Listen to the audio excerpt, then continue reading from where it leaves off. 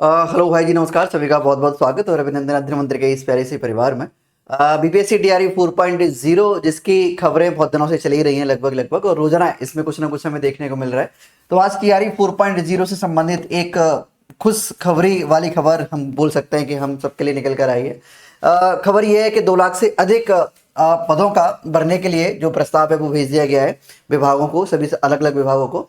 यानी साफ साफ इस खबर में दिया गया है कि चुनावी वर्ष है, बिहार में इलेक्शंस होने वाले हैं और सरकार की पूरी पूरी इच्छा है कि इलेक्शन से पहले पहले इन सभी 2 लाख पदों को भर लिया जाए। टीआरई 4.0 यानी शिक्षा विभाग की अगर हम बात करें यहाँ पे, तो शिक्षा विभाग के जो पदों की जो संख्या यहाँ पे भेजी है वो लगभग 75,291 के आसपास, मतलब 80,000 के आसपास हम मान सकते हैं कि टीआरई 4.0 में हमें पद देखने को मिलेंगे।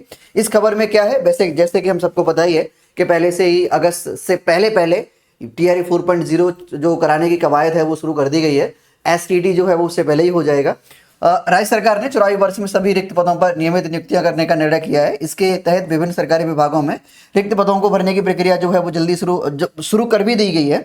नियुक्ति की प्रक्रिया में कोई अनावश्यक विलंब ना हो, इसके लिए विभिन्न चयन आयोग और बोर्डों को अध्याचन यानी भर्ती प्रक्रिया शुरू करने का प्रस्ताव भी भेज दिया गया है।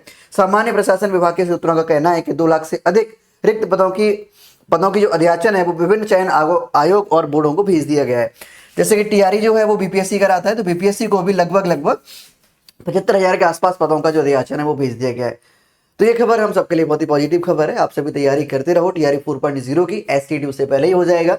रही बात कि ऐसे अभ्यर्थी जिनके पास सीटेट नहीं है, तो देखो सीटेट अब अगस्त से पहले होना बहुत ही मुश्किल की बात है।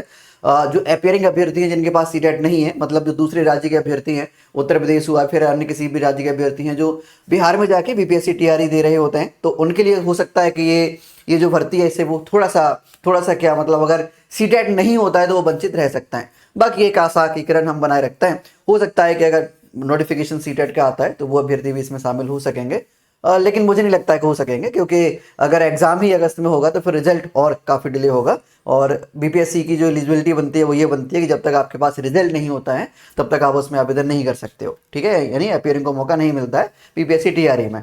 ठीक है, फिर इसी के साथ मैं अपनी बात को खत्म करता हूँ। लेकिन हाँ, इतनी सी बात मुझे बतानी थी कि टीआरई 4.0 में ठीक ठाक पदों की संख्या है और अगस्त से पहले पहले ये भर्ती पूरी तरह से कराने की पूरी कोशिश की जा रही है। मतलब इलेक्शन से पहले भर्ती कराने की पूरी कोशिश की जा रही है। ठीक है, तैयारी करते रहो। बाकी कोई सुझाव डाउट है कमेंट सेक्शन में कमेंट कर दीजिए। और पहली बार चैनल पर आए हो, लाइक शेयर सब्सक्राइब अवश्य करें, जिससे कि आगे आने वाली सभी जो नोटिफिकेशन या फिर जो सूचनाएं हैं वो नियमित समय पर आपको मिलती रहेंगी।